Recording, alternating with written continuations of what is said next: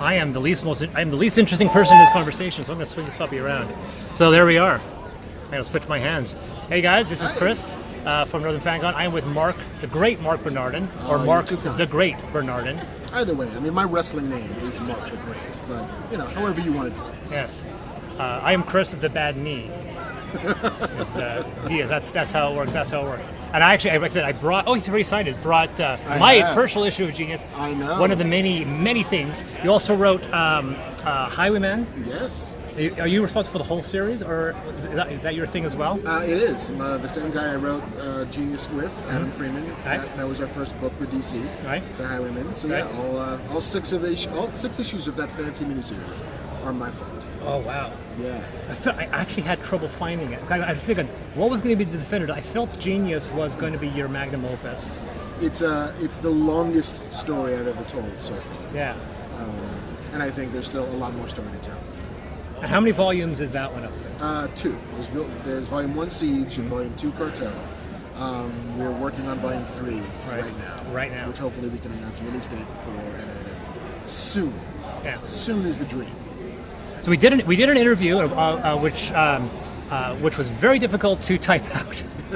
I was trying to use one of those speech to text ones. It only picked up me, it didn't pick up you, so it was quite a conversation. But we have Volume 1 is up. Volume 2 will be up probably tomorrow. Unfortunately, the question regarding the timeliness of this issue, unfortunately, was one of the things I had to cut. It was a large section, and they wanted to focus on FanCon. So this is, I would call this is not superheroes, not in that vein. No, not at all. This is a story about the idea, and I'll make a pitch, and you'll tell me I'm wrong. Okay. The idea, the fact that throughout history there have been these great military leaders, Alexander the Great, right? These guys that can command armies, yes, and are military geniuses that can sway battles, Caesar, yes, and so forth. And Genius is about that type of intellect forming in, is it South Central LA, who then decides to rally up the gangs and declare an independent state within Los Angeles, at least for the beginning. Right. Pretty good. Okay, so nice job. I did my research. Well done, Chris. See, I'm not one of those people that just like, oh yeah, Marc, and look up the IMDb. I'm a fan. This guy is an astounding writer. I said, got Castle Rock. Mm-hmm. So, going back to Siege, though, what was your process? And once again, going back to our conversation, how important this volume is, considering getting into a dark topic about recent events in the last few years in America. Yeah, I mean, the process was, my co-writer Adam Freeman has always been fascinated by prodigies, by child prodigies, by children who can exceed and succeed at an adult level without the context that comes with being an adult. Right. Usually it's musicians, chess, which is also math, occasionally with art, but even that requires fine motor skill. But it's usually things that do not require the context of having lived through the world. Mm-hmm. Music and math being the chief among them. And then I had seen a documentary about militias in America, and the sort of the Appalachians of the American heartland, and people who were training, I guess, waiting for what they considered to be the eventual race war to happen. And some guy said, like, well, we have to be ready because the black guys in South Central have been under fire. Right. They've been honed by military action. They understand what it's like to shoot and be shot at. We have no idea. It's basically it's a miniature Afghanistan within. Totally. Like the world has hardened these people to the point where they're ready and willing to pull the trigger. And we're not. So we gotta get ready. Yeah. And so those two things kind of blended together in our heads and said, okay, well now who are they afraid of? Are they afraid, and what happens if these disparate gangs of LA could be rallied together and formed as one military unit, and who would be the person to do that? Yeah. And that sort of gave birth to Destiny Ajay, the protagonist of Genius. Yeah. I was fascinated with it. My only criticism is it was far too short. No, there's a part of me that's just like, wait, what's happening? I have to go back another page. Like, I think comics are like, it's quick. Like, this is, content-wise, this is half a season of Netflix just in this volume. Yeah, it's a dense story. There's a lot going on in it. But yeah, the dream is at some point to be able to sort of let it breathe a little bit and get to a medium or a format where we can tell the story a little bit slower pace and take our time with what makes this this woman do the things she does. Well, I got the impression, without going into spoilers, that going into the second volume, it's going to take a very significant tonal shift, wouldn't it? It does. It does. It's far less about the environment of South Central. It's less about home for Destiny, more about, and for us as writers, the struggle was, what's the biggest challenge we can pose to this character? And that was taking her out of her environment, taking her out of her support system, taking her away from everything she's ever known, and dropping her into someplace totally and completely alien. Exactly. And then seeing how she reacts. Right. And so, yeah, it does have a little bit of a tonal difference, but I think the character, Destiny, is the bridge that helps us ride along that story. Yeah. Maybe maybe tonal shift may not have been the most accurate word, but that's definitely a shift of direction. Yes. This is not a continuation of the same story. It's not a to be continued, like the end of Infinity War. No, I mean, we're always mindful of the fact that we have no idea whether we get to tell more of any given story. Yeah. But we're also very mindful of, as consumers ourselves, that if you're going to strap in for a miniseries, if you're going to strap in for anything, then you get discrete chunks of content. Yeah. Like, Volume 1 needed to stand alone, it needed to be its own self-contained story, and if there was never any more, you needed to feel good about having bought it. Cartel is kind of the same way, in that you needed to be able to buy it and read it and ingest it, and it mates with this one, it dovetails with this one. Well, it has the same character. It has the same character, but if you pick that one up and only pick that one up, you can still get what that story was. Oh, yeah. So you can pick up Cartel and you basically know what's going on. Totally. But I would think that one feels like the most sociologically important, in my opinion. Because I'm reading this and I had to go back to the date of publication. I'm like, are you sure this wasn't published last year? Because it seems like, as we were talking about, it must be horribly cursed with this foresight, Nostradamus, about, like, this doesn't seem like, I fully predict that if this could happen, if this went on the news live tomorrow, it wouldn't feel that out of place. If it was fake, if someone made a fake footage film and had posted that, because I know people that would see a fake footage thing for, like, oh my god, it's real. Like, no, it's fake footage. If that popped in, I was like, this is happening. Yeah, I mean, it was the thing about this story, the thing about this character, the thing about this world, is it's our world. It's very much our world. But yeah, no superheroes. This is not paranormal. She's not a mutant. She's just really smart. Yeah. But there is the sense definitely that if a thing is true, like really, really true, it's always been true. Yeah. It will always be true. Yeah. And until the other external influences about that truth change. Yeah. And the truth about sort of race in America has been true since the 50s and the 60s, as it is true today. Yeah. There are just cameras now. So, the thing that we were tapping into in 2007 when we first came up with this idea, 2009 when we first pitched this idea, 2010 and 11 when the first issues began to come out, is that this is actually the real world. Yeah. The real world just everybody hasn't caught up with that story of the real world.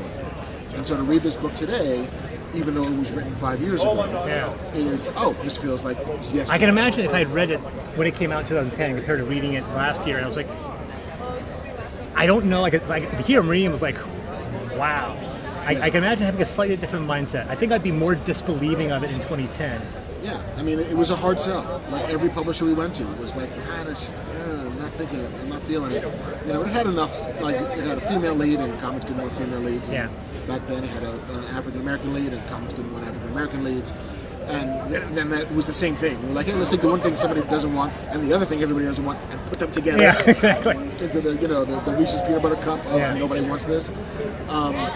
But Top Cow rolled the dice. But even then, some readers were like, I just don't. What? This doesn't feel like the real world. And yet now, it fundamentally is. The news with Starbucks recently, we got the whole thing happening there. Yeah. We had the news recently in Lethbridge, Alberta. We had something that happened there. And whenever someone says, about Canada being different, I go, we're a smaller population, but I don't think we can absolve ourselves from that similar responsibility. Right. I think that complacency, like Canada's very polite. People talk about Canada being polite. I go, but it doesn't mean we can sit on that laurel. I think we still have that responsibility. So when that does rear up, because it's natural, it happens. Totally. We have to address that with equal vigor, and more so because I think that to reaffirm that reputation. You got to stay nice. Yeah. So as for current projects, that's cool. You just mentioned there's this third volume that you're currently working on. More Genius, for sure. Are you and you did work on Alphas, and you're working on Castle Rock. You did one episode? Of the 10 episodes that we did of Castle Rock, my name is on the 5th. Yeah, number 5. Okay. Credit on number 5. But working in a writing room, especially in American TV, because my fingerprints are all over it. Yeah, Like, you're in the room. You got your fingers in everything. You're in the room. You're helping guide and judge the storytelling of the places that you feel like it should go. Yeah, you just have your name on Right, one. right. And hopefully, if the reception to that show is strong, So far, it's been really positive. Hulu seems very invested in the show. I know that Warner Brothers and Bad Robot seem happy with it, so if we get to do a second season, then it's You can't give us a preview of what your episode's about, which characters? Because it's basically a drop-in. It's a shared universe of Olive King. It's a shared universe of Olive King, but it's also, rather than do the kind of Avengers of Stephen King, which is like, let's take all these characters and mash them together, it was more, let's distill what Stephen King is all about. Let's try and figure out let's decode Stephen King, and then try and let's write the lost Stephen King book. Like, let's tell the story that Stephen King would have told but never did. So that if you uncovered it somewhere, like, oh, Stephen King, yeah, I get it. This totally makes sense.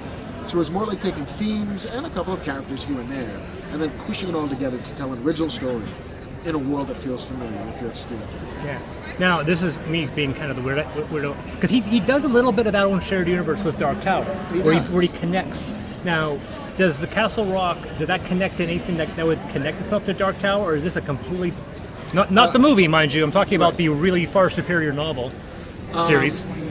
I can neither confirm nor deny. All right. Because even this far north in Canada, the J.J. Abrams Bad Robot drones are hovering, waiting to fire. Yeah.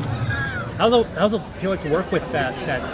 Because he's got a pretty well-oiled machine by this point. Yeah, no, he does, and he's a really intuitive storyteller. Yeah. He knows what he likes, he knows what works, and 9.5 times out of 10 he's right. And so it's kind of great to have that support. Yeah. Somebody who can absolutely, like, hey, wouldn't it be great if we had Sissy Spacek in that show? We're never going to get Sissy Spacek. Hey, JJ, can you call Sissy Spacek? Yeah, Sissy Spacek's in the show. Really? Yeah. It becomes like JJ is the 800-pound gorilla that can get things done for you when you need them done. And it's, all right, we got Sissy Spacek now. Is she playing her character? Or that's, once again, secret? Again, neither can confirm nor deny. All right. But, okay. And I'm not giving away any official state secrets here. No. But yeah. The wink does not confirm. Okay. Let's get that out of the way. The wink is neither a plus nor a minus. So at 7:30 today, you're doing the Battlestar Galactica cast. Correct. Yeah. Trisha Helfer and I are going to do our first live podcast. And she's your regular. She and I are co-hosting the show together. She's number 6, and obviously also Lucifer. She is on the Lucifer show, but yeah, her credits are deep and wide, and she's amazing.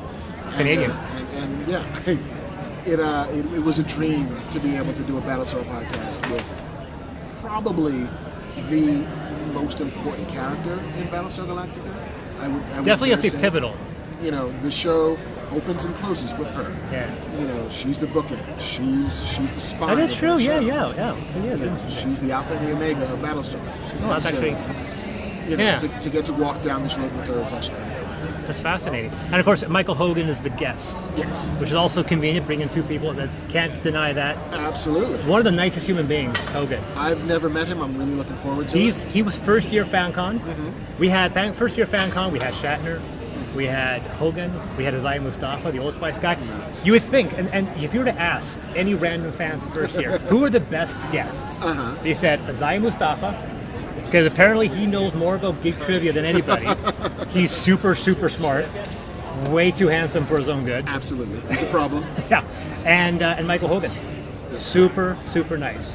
Like pure Canadian. I'm really looking forward to it. Looking forward to it. So that's at 7:30, and that goes on for about an hour? I think so. Yeah. I think so. We'll feel it out.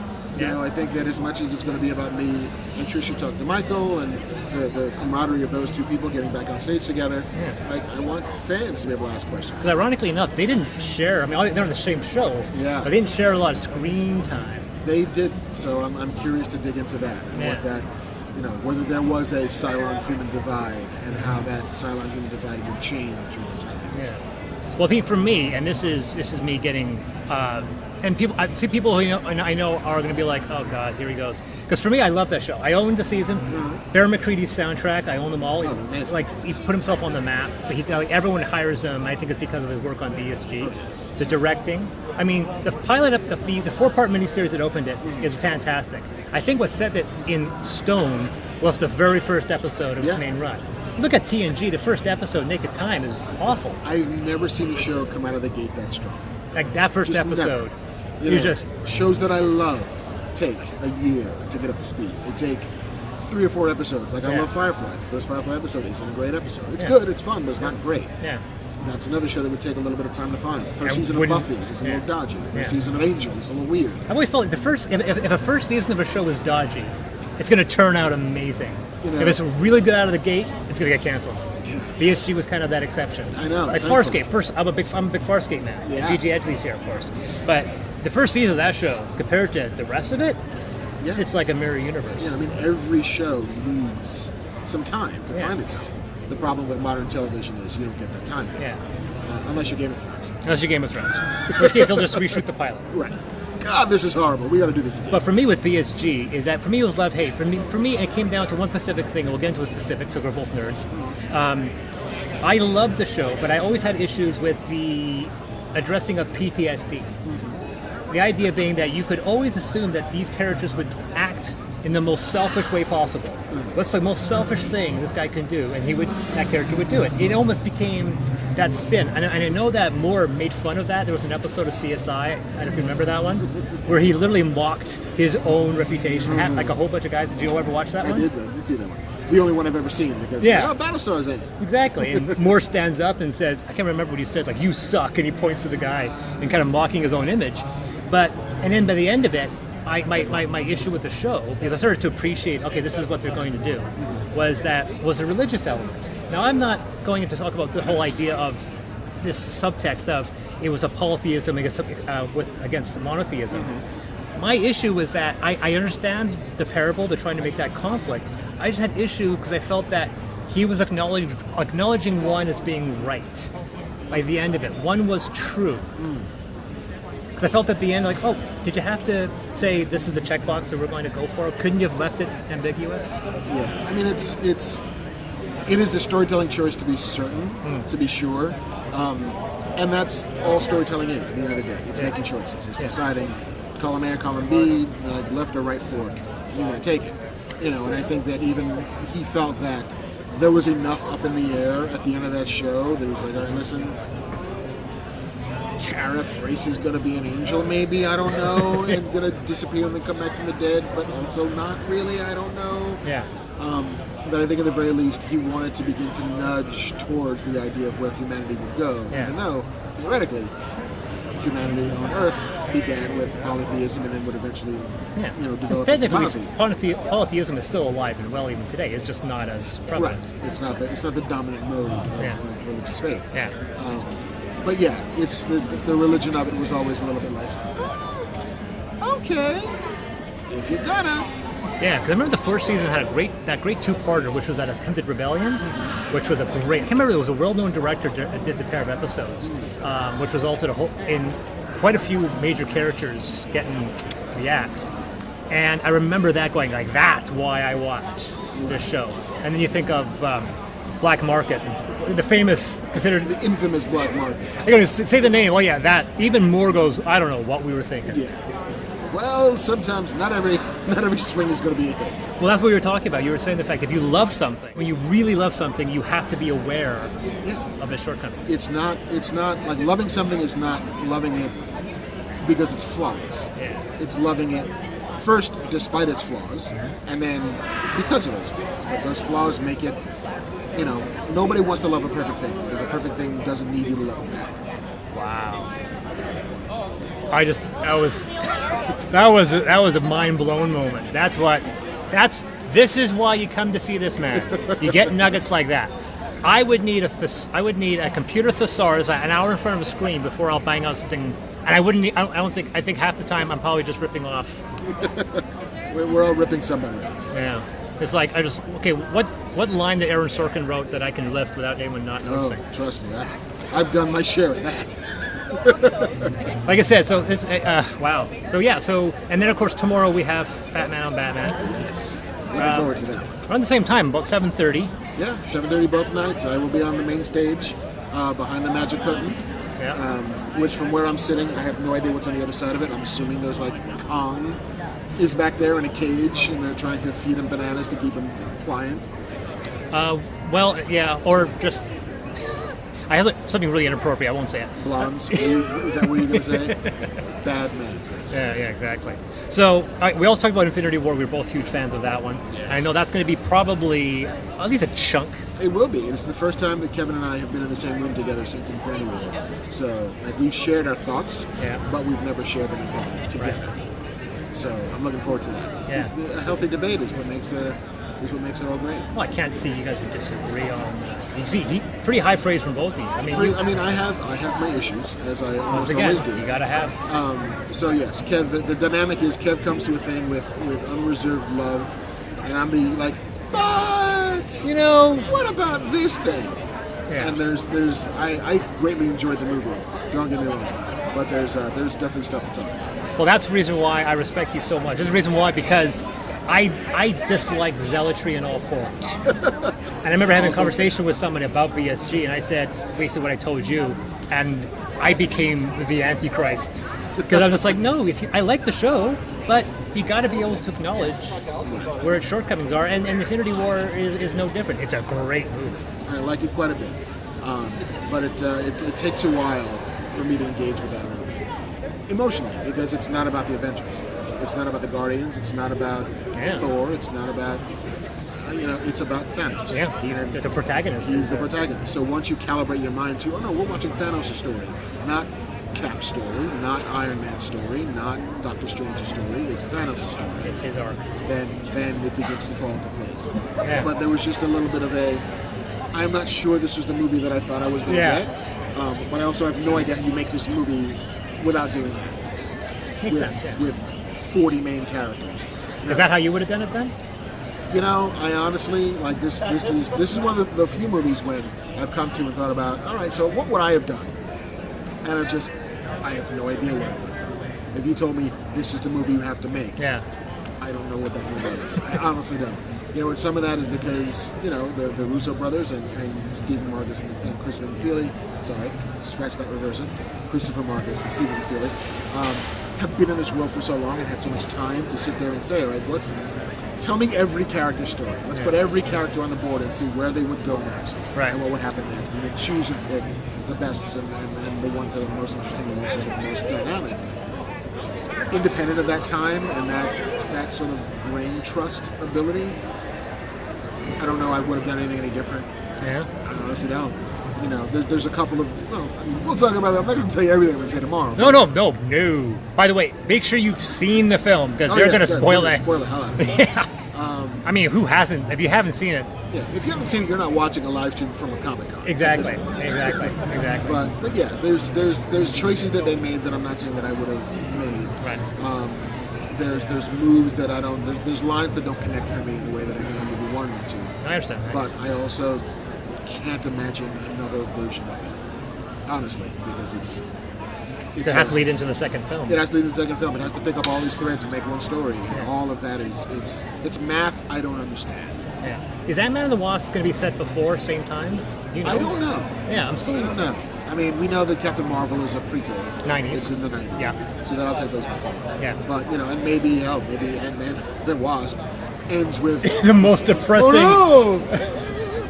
I don't want to go. The rumor was that they're going... There was one rumor said that they're in the quantum realm, and the post-credit, they come out, and it skipped them because they were in the quantum realm. They avoided it. That's a legit way to get that done. If that's how you got to do it, that's how you got to do it. So, once again, I love that. It was just great stuff. And Johnny Cock, a whole bunch of other, Jeremy Simpson. If we thought ahead, we could have gotten somebody that you knew, and then... c'est la vie. Next year. All right. Well, thanks a lot. Hopefully, we'll talk again tomorrow. Absolutely. And my pleasure. I'm using these connections to brush against the geniuses. Brush all you want, my friend. Or make me one. Thanks, man. I have. Yeah, we've been chopping it up good. Yeah, I absolutely idolize that individual. So you've been walking. Anyway, we are live. I'm with Marc Bernardin. There we go. Fantastic. So you have toured a couple of times. I have walked the walk. What are your thoughts on FanCon? I think it's kind of lovely. I enjoy the kind of small town show where people will come out because they love it to death, and they will drive hours upon hours upon hours from north, south, from all farther reaches of the province to come here for this show. Yeah. And everybody's been really kind and really sweet and really enthusiastic. And that's why I love cons, because I love people who love stuff. Yeah, and we don't take it for granted. And I hope we don't take our guests for granted either. So far, so good. Do you have any? I guess I managed to kind of bite down and polish off the sweat to interview Nichelle Nichols. Oh, how'd that go? It went smooth. I tried not to overstay my welcome, unlike with you, which I seem to always do. Michael Biehn was a bit easier, but because there's a lot of idolatry what Michael Biehn does, Terminator, Aliens. Oh, for sure. Do you have a favorite performance of his? Aliens is maybe my favorite movie of all time. Yeah? I'm gonna say it's the best movie, but I love it to death. Yeah. I think it's a perfect movie. I was sitting next to him on the flight on the puddle jumper from Vancouver to Prince George, like on the other side of the aisle, and I just kept on thinking to myself, somebody wake up Hicks. Did you get a chance to wake up Hicks? I did not have to wake up Hicks, but I did get to meet him in the lobby of the hotel checking in. And he's a really nice guy. Yeah. Really sweet guy. Yeah, really nice guy. Like Michael Hogan, had a lot of stories. Yes. I mean, Speaking of Mr. Hogan. how was that? It was great. It was great. I did a little bit of prep, like I wrote some questions out, because I figure that one can't just sit there for an hour and just off the cuff. Yeah. So I wrote out some questions. But it turns out that Hogan and Tricia together, have a bunch of stories between them. Yeah. Hogan is like a wind-up story machine, where you just sort of crank him in the back and just press a button, he'll just go. You almost want to tape playing cards to his feet just to make a motorbike noise when he walks. Yeah, I mean, it's, he would keep saying, I can talk about this for days. Like, well, by all means, do so. That's why we're here. Nobody came to this for me, and I know that. Like, that's your job as the moderator of a panel, is to offer enough sort of taffy for them to pull at, and just let them pull. And if they pull and pull and pull, if I never have to ask another question, my job is done. Is to make sure that they get to tell their stories and they feel comfortable at it, to make sure that the fans who want to ask them questions are given the opportunity to do so, and get out of the way. Hogan is just you push. Yeah, just press a button and off he goes. And Trish is amazing as well. And the two of them kind of going down memory lane and remembering stuff, both alone and together, and experiences they had on the show, their beginnings on the show. Right. It's just fascinating. You learn to appreciate the show more. Yeah, I mean, talking to people on the inside of it is illuminating. And it was a blast. I thought this is your first live episode, but you had 3 more in the can? We taped 3 more. Hopefully soon we'll get to reveal when and where people can actually listen to this for real. Yeah. But yeah, so it was good being in front of a crowd. There's something fun about doing this in front of a crowd. So yeah, man, I dig it. Well, like I said, I could see you were like, I'm good. I'll just sit back. You have the best seat in the house. Yeah, it's amazing. Like, hey, I'm front row to what I would watch anyway, which is Tricia and Michael reminiscing about Battlestar. Yeah. Wow. Yeah, Michael Hogan has been here once before. Had you met him before?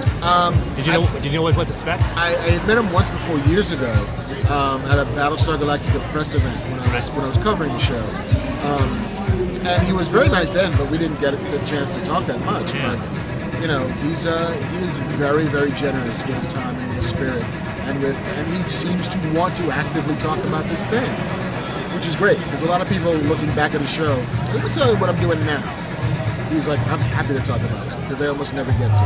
Yeah, but this is, as being as complimentary as possible, this is actually a compliment. He feels like he's like a mill worker who got a chance to be an actor, but he has a guy like on break while you're working, pulling the wood through. All you're doing is talking and chatting. Yeah. Otherwise, it's just menial labor. Yeah, like he's a guy who seems to love telling stories, and he's got a bunch of stories. Yeah. So I've seen you toured through Artist Alley. I did. I like to take some personal responsibility for bringing some of the talent down. Jeremy Simser wasn't mine, but I was really happy to have him there. Ryan Benjamin was my personal guest. I was really happy to get him. Matt Banning. But was there one of them like you were really looking forward to seeing? Well, I wanted to meet Jeremy Simser. I mean, we've interacted a bunch on Twitter. Oh yeah. And the Kevin connection is real, given that he's done storyboards for The Flash and Supergirl and all that stuff. And they're collaborating on Yeah, they're doing some comic book stuff together. Yeah. So it was really good to be able to meet him, because we've been talking for a long time online. Yeah. it was good to meet Jim Mafu, Oh yeah. who I'd never met before, but I've been a fan of forever. Yeah. Like, he's a legendary indie cartoonist, and getting to sit down and talk with him for a bit. Yeah, it's like Tenko, right? No, That's God, I can't remember the title of that. Dave. Jamie something. Yeah. Jane Hewlett and whatever. But yeah, he did the original Clerks comic book. That was his very first there you go. big deal with doing Clerks. I don't know why I'm trying to spell trivia. You're like, stay back, let me. Hold my beer. That was great, by the way. Only in Canada is going to have Michael Hogan out there with a brew. Just chugging a beer. Sorry, go. You were saying. Having a good time. Yeah. But no, it's been really kind of lovely. And just meeting people I've never met before, whose work I admire, and meeting people I've never even heard of before, who seem genuinely pretty cool. It's been a good show. Have you had a chance to talk with Mark Meir? A little bit. I'm in the green room. He's solid class. He's a great guy. Yeah, he seems very, very cool. 3 years now running. He's come to FanCon. That's awesome. Yeah, just colorful guy, really, really friendly. And of course, once again, we'll throw a pitch out because Fatman and Batman tonight, right, 7:30. It's all going down. Here at the Tickets still available, I think. I believe they are. I've been on the fence for a while. Not sure if you're going to roll out. Yeah. You still can. It's not too late. And you actually can sign. Look at that. I know. Come here, get a poster. And I'll sign I think I got $10 to spend. I got. Hey, you know what? Cake. Easy peasy. Easy peasy. So speaking of which, because I'm talking to Jeremy and he's done work on the new Deadpool film, which is coming out only next week. Yes. And Solo is the week after. You have media credits. Have you had a chance to take a preview of Deadpool? I haven't seen either. Yeah. The premiere for Solo was Thursday in Hollywood. Already? Yeah, they built a Millennium Falcon on Hollywood Boulevard. Because Disney does not screw around. Nope. Nope. And I'm going to get to see Deadpool 2 on Tuesday when I get back, just after I get back from the con. So the next Batman on Batman after tonight. I mean, we'll have a bunch of stuff to talk about. There is no ending of content between now and summer. Between now and September, we will almost every week have a new thing to talk about. What are you more excited for, Deadpool 2 or Solo? I imagine Solo, but am I wrong? Solo, I've heard good things about it. I was a little on the fence about it. The preliminary is pretty good. Yeah, the reactions coming out of the premiere and the early screenings are really strong. So, and I'm a Star Wars guy, so... They say Lando is it. They say he has that. I mean, we always knew that we really wanted the Lando a Star Wars story more than the Solo a Star Wars story. But if this is our path to there, I'll take it. Well, I think the casting, I thought was inspired. Yeah, I mean, Donald Glover is phenomenal. Yeah. And so for that dude to be Lando, and even to see the photos out of the premiere of Billy D. Williams and Donald Glover just meeting and hanging out, that is kind of great. Right, that's fantastic. Well, cool. Like I said, I'll want to give him a welcome. I'll talk with Bobby here for a few minutes because I love talking to him as well. I'm going to come back and get a signature of those because that's fantastic. All right, thanks. Hey guys, I'm going to squeeze here and get the more important person in the room. Marc Bernardin. I'll say this. I am Chris. Asked a great question. This is Marc not getting any money for Highwayman Bernardin. How are you doing? I'm good. I had a good night last night. The show was a lot of fun. I've had nothing but a good time at this convention. So, this is the last day? Last day, I'm going to kill it. You're going to kill it. Not only that, you got something going on at 2:30. 2 o'clock. 2 o'clock. 2 o'clock. Thank you. 2 o'clock. Yeah, I'm doing a writer's workshop on TV writing, on getting into the writer's room and then what it's like when you're in there. I am so going to sit on that.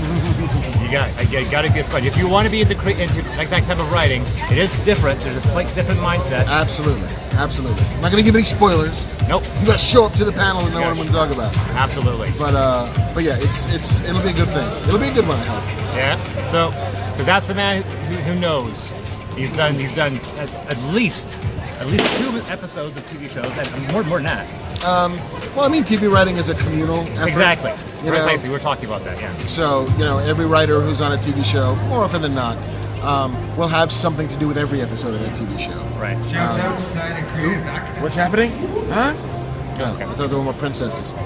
Oh, there were princesses by? Yeah, there were a bunch of little princess girls who were all dressed up as various Disney princesses and Star Wars princesses and princesses in general. Oh, Parade, Princess Parade. A Princess Parade. It was How adorable. adorable. You have kids? I do. I've got a pair. We got a pair. I've got a pair. I've got a girl and a boy. There we go. They're teenagers though. Oh, really? Whatever. No pressure on me then. Yes. Because I always think that you're about my age, about that. Maybe. I'm not sure. I'm 73 years old. Amazing. I was making a comment when we were talking about Michelle, and I was talking about how incredibly lucky we are that the core Star Trek, how long the longevity of that cast. I mean, totally. outside of morbidity, but it's amazing that we still have so many still around after 50 years. Yeah, and that they're still out doing it. They're still out talking to fans. They're still out meeting people. Yeah. It's kind of amazing. Yeah, because I mean, we got Michelle, we have Koenig, we have Takai, we have Shatner still, and compare that to something like Babylon 5, Yeah. where half that cast has lost. Has passed Gone. away. Yeah. No, we're lucky. This is the golden age of nerd, and the fact that we still have stuff from the beginning of that age to look back on and be able to meet and interact with is kind of phenomenal. Yeah, like Deep Space Nine, is Arrow still around? Got Voyager still around? Yeah, I mean, absolutely. Rene Auberjonois must be. he was old in that show. He was old for a good 30 years. He's been old, but he's still kicking it. So. Like Donald Sutherland, he came out 60 and just hasn't aged. Totally. But let's talk about the recap of the show yesterday. Fantastic show. We had so much fun. Yeah. We had so much fun. Yeah. We talked a bit about Avengers. We talked a bit about, let's see, Captain Marvel, Bill and Ted 3, Iron Man suit theft, That's which is my crazy. favorite story. Really? Yeah, I just love the fact that somebody heisted an Iron Man suit of armor. And then no one knew And about then it. nobody noticed it for like 3 months. But somebody's running around this is the Robert Downey Jr. suit that he wore in Iron Man. Yeah. He's sitting in some guy's house right now Yeah. with awful things being done to him.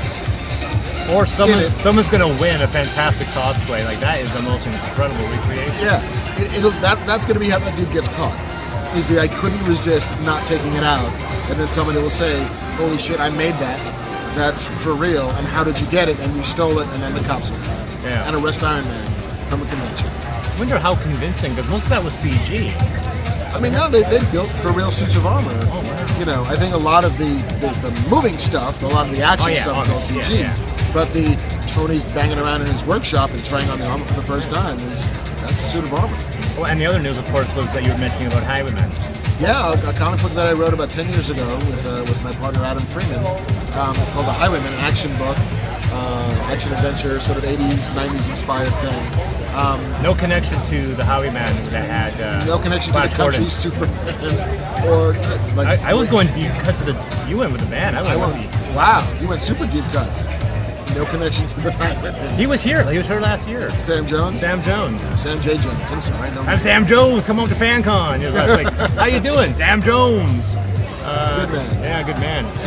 But yeah, so that comic book, which we did for Wildstorm back when it was a separate publisher and then got absorbed by DC. Yeah. Warner Brothers is in development for a feature film, and they're finding writers, and that means nothing ultimately, saying it's in development, until here's our cast, here's our director, here's our screenplay, Here's our start date. we're rolling cameras, we're finished production. But for now, it's exciting, but it doesn't change my life. It's just kind of cool. Yeah, I mean, when they started developing Moore's stuff, there was a cavalcade. Like, oh my God, this Moore, let's get some more stuff. Right? And so if Highwayman takes off, they make it does well, and they're like, all right, this did well. Let's see what else he has. They're like, well, there's this project called Genius I did. I mean, you know, every little bit helps. Yeah. You know, every little bit of heat can help create more heat. Yeah, if Highwayman does well, there's going to be a knock on the door and say, hey, we see you have these other projects, let's get these in discussion. Totally. A couple of those you do own. Yes. So they've got to Then they cross get your palm with silver. then they get to back up the truck. Yeah, because we were talking about Genius at the beginning of 2 days ago, and we were talking about its potential future. And now with the Highwayman news, I'm like, if that ever comes to pass, I'm gonna be like, hey, I called it. I said someday that's gonna happen. So yeah, so that was the other big news. Kevin, of course, hadn't been to Prince George. Yeah. And did not know we were a hotbed of filming activity. I know, he was shocked and amazed to hear that some strange brew we showed up with. Didn't believe it initially. Didn't believe it. It's like, for real? Are you kidding? I think that if he had known that going in, he'd have just found a way to stick around for a couple days and tour the brewery. Oh yeah, like I said, I almost wanted to see if I could pick him up and go, you want to stop at the brewery? Oddly enough, the beer is okay. Okay. Because Peter Caribou, which has been around since then, they're the mass production. They're the mass beer. Like they're the Molson and Labatt. They're smaller, but they have that same type of production. Okay. Where a lot of people in town go to Trench, Tools, or not Tools, not local, but Crossroads, which is just next door to where you are, and a few other ones. And because the craft breweries are very popular. Gotcha. The hops do grow around the south too. So Didn't know that. yeah. So. Yeah, it's been fantastic having you here. Thank you, as always, for tolerating me. Because, like I said, it's when I come to someone, because I've been screenwriting, not successfully, obviously, since the 90s. I was tutored by a guy who wrote an episode of Fraggle Rock. Really? And you know I can't be BSing because I don't pull Fraggle Rock. So it's like, if you said, hey, he wrote 5 episodes of Star Trek, you're like, I'm going to call BS on that. I say, he wrote an episode of Fraggle Rock. I'm like, he's got to be telling the truth. You know, nobody invokes the holy Fraggle Rock without having the stones to back it up. So. Yeah. He also wrote a script about a native boy who develops a relationship with a captured killer whale. And then a few years Free Willy came out. Whoops. That's what happens. It happens all the time. That's one of the things you have to deal with. That's Hollywood. Exactly. So you're here till all the way to today. You leave out tomorrow. Yep. Tomorrow morning, bright and early. Yeah. Fatman went for 2.5 hours. 2.5 hours last night. Didn't break a sweat. Yeah. Could have done for another hour. Yeah. How were the crowds, you think? It's great. It was great. Like very warm. The questions were solid. You know, we had a bunch of good stuff to talk about, and it's always about the energy of the audience. And last night the energy was strong. Yeah. And I guess it was a very, very, very warm reception, and glad the weather was good, and glad there was... Totally. I was prepared for killer frost and got like lovely summer breeze. Oh yeah, that's unfortunate global warming for you. You should have been here last year when the forest fires were devouring the province. Oh really? Oh yeah. If you drive now through BC, there's areas that look like it's a set of fallout. Wow. Yeah. So you're heading back to LA after this? Yep. Back to LA tomorrow. You got a gig lined up? Well, I mean, the next time we're on the road, I think, is until San Diego Comic-Con. We're going to do a show down there. And then maybe London in August. Holy wow. Perhaps. And then you work out your standard episodes out of the Yeah, standard episodes will be, you know, once Kev is back and landed in LA for real, we'll just get back onto the groove. So that's the important thing. If you want to see Mark and Kevin doing Fatman on Batman, there's a YouTube channel. There's YouTube.com/Kevin Smith. Yeah. And you'll just see the entire backlog of episodes. Do you have an unofficial Twitter and... My official Twitter is @Marc Bernardin. Yeah. Same on Instagram, and on Facebook there's Marc Bernardin Official. Oh, wow, So there you go. follow away. Exactly. If you're in a following mood. I have. I've been following him since for quite some time now. And he said he's got posters for Fatman and Batman, which he will sign for you. It's a very small fee. And come out and support this man. He said his workshop begins at 2 o'clock. 2 o'clock. And if you have any interest. please, if you wanna hear me wax philosophic about writing television for an hour, come on down. Awesome. Well, this is Marc Bernardin, a fantastic writer, one of the guys I was looking most forward to. And I really, really hope we find some way to convince you to come back up here. You know? Maybe, although this is probably the better area you'd want to be for temperature-wise. I've heard the other side is a little steep. It's a little toasty. Especially for the poor cosplay. Oh, yeah, no, this is super chill. I'm digging it here. Yeah? That's fantastic. And now, of course, after Fatman, we're like, oh... Now I understand. That guy. Yeah, and then of course there was the Galacticast, but that was awesome. We had so much fun. It's been a good couple of days. Yeah. That's what we got to do. We got to get some stuff like get another Galacticast going. Hell yeah. That was awesome. Talk to Norm Coyne. Tell him to bring us back. We'll come back. Bring us back. Exactly. There's so much more food to have. I gotta hope so. Thanks, man. You got it. Yeah, fantastic. This is Chris, and then the man of which I am humbled in the presence of, Marc Bernardin. Thanks, guys.